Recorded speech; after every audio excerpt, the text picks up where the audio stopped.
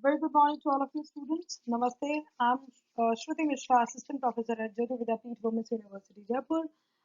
This is the class of the Entrepreneurship Development, and I'm going to take the topic that is psychotheories and difference between innovation and invention. So basically, this class is for BBA, BCom, BBA LLB, and BCom LLB 6th semester students. So let's start with what exactly we understand by the psychotheories. Psychotheories will start with the first psychotheory that says the achievement theory of Macklin. This theory was basically propounded by David Macklin and in his book that is Achieving Society. So it is also called as an N achievement. It is also called as an N achievement. N achievement means need of achievement, right? So he states that the people who pursued the entrepreneur like careers were high in the need of achievement. So basically those who are entrepreneurs have a feeling or have a certain type of inner feeling that they want to achieve, for themselves, not for the society. So that's the basic feeling they have, that they are not achieving for the society, they are achieving for themselves.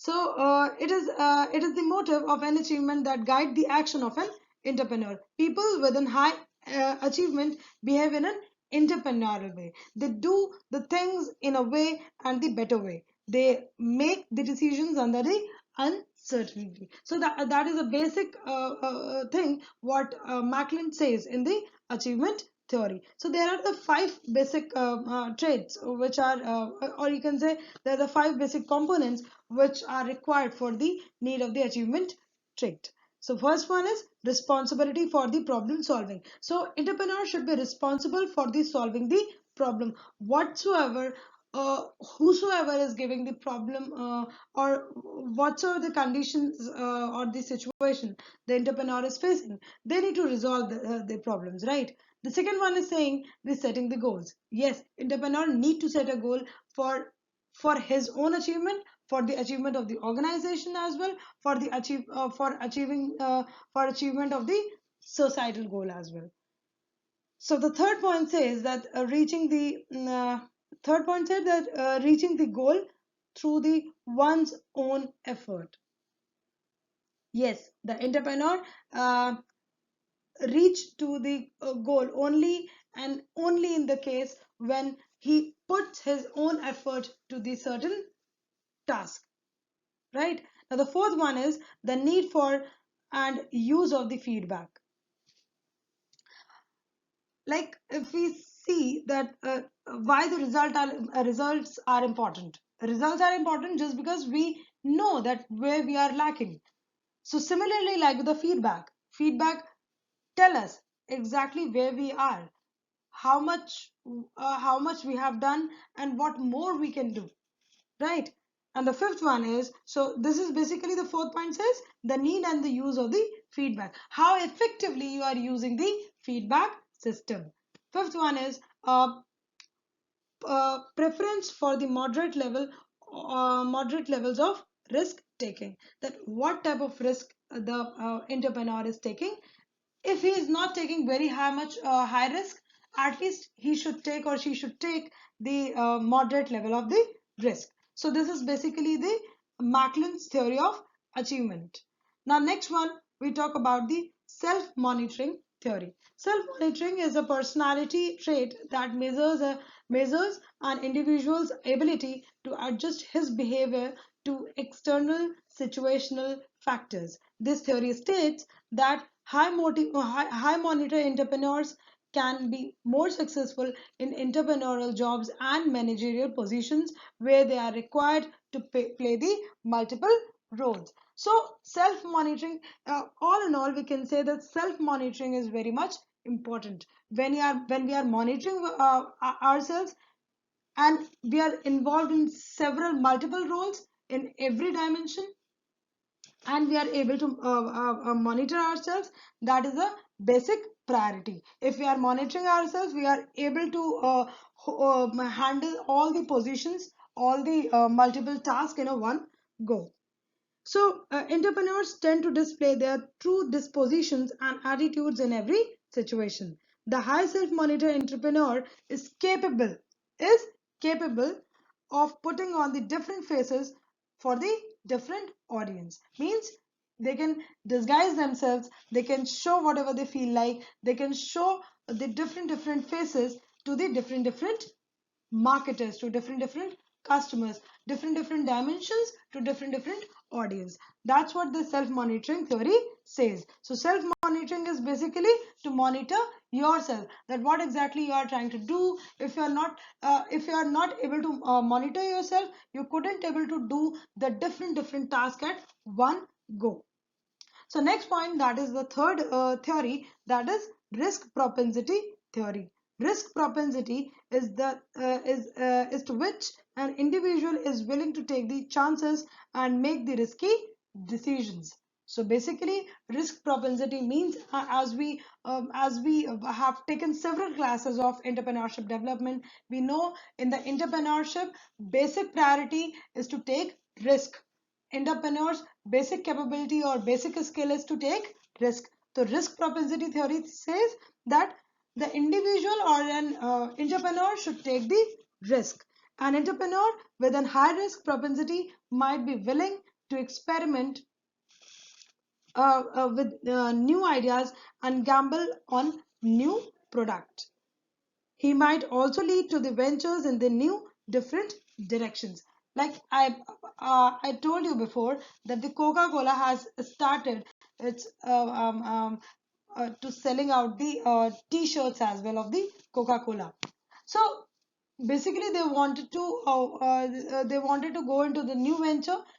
Undoubtedly that was not successful at all, but at least they have tried their best, right? So the entrepreneur need not to worry about that what will be the result of the new venture, or what will be the result of of this particular risk, but the entrepreneur need to take a risk. That what risk propensity theory says.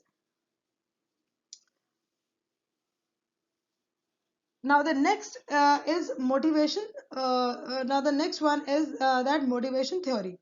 So people differ not only in their ability to do, but also in their will to do or the motivation. So motivation are the mainspring of the action. Entrepreneurial motivation may also defined as a set of the motives, needs, urges, or the desires, such as the need for the power to earn money, or to be one's own boss, to dominate and influence the others by earning individual industrial power, etc.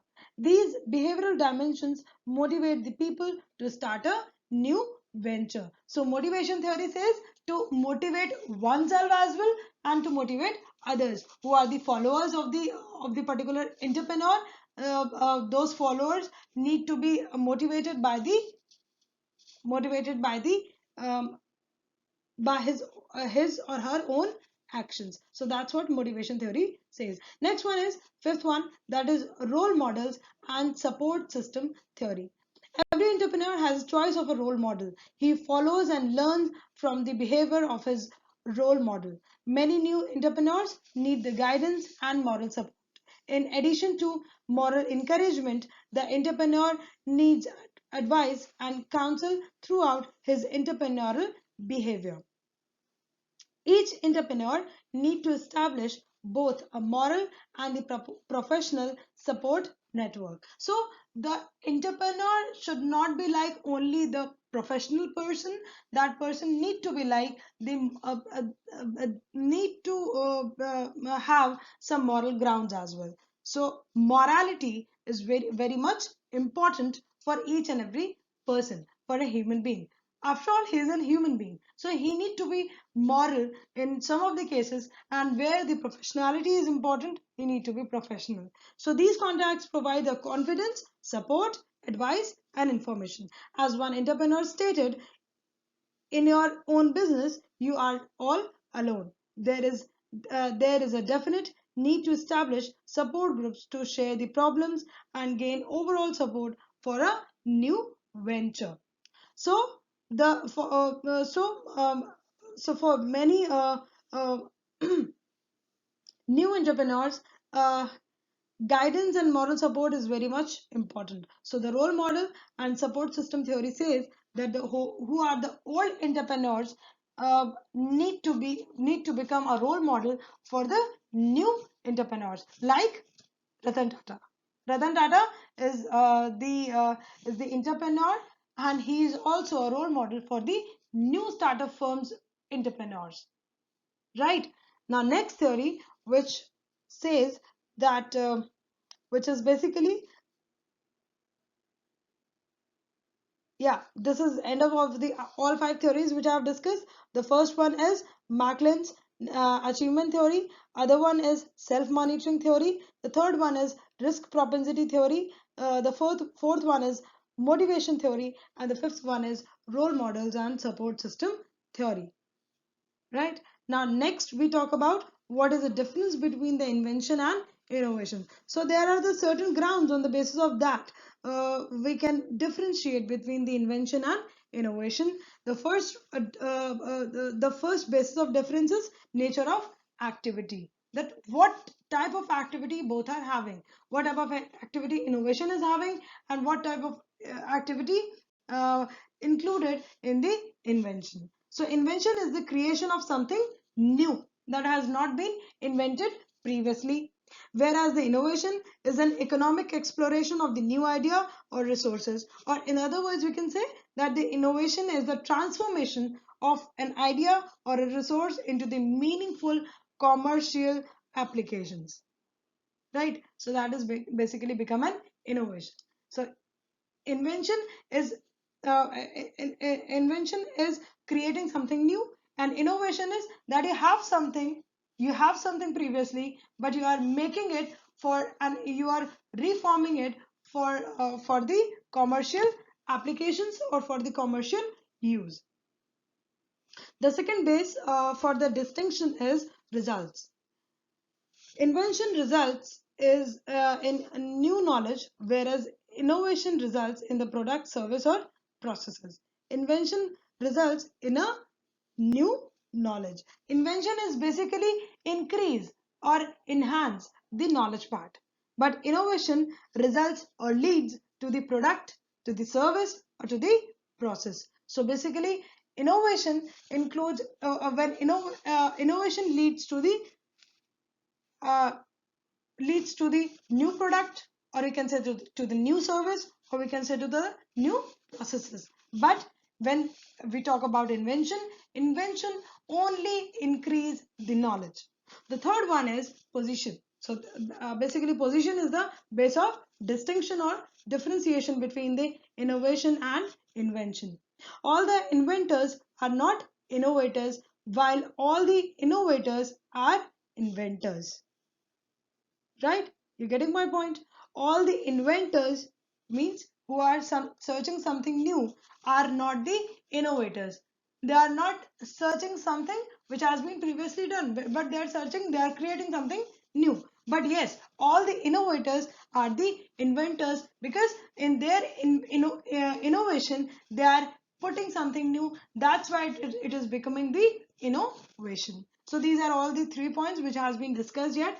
Now, if you have any, I wanted to take this lecture, so I need to end up my session here only. So this session is powered by Digital Version 2.0, Jyoti Vidyapeeth Women's University, Jaipur. So this is all for the day. Thank you so much, students. Have a great day. Stay safe.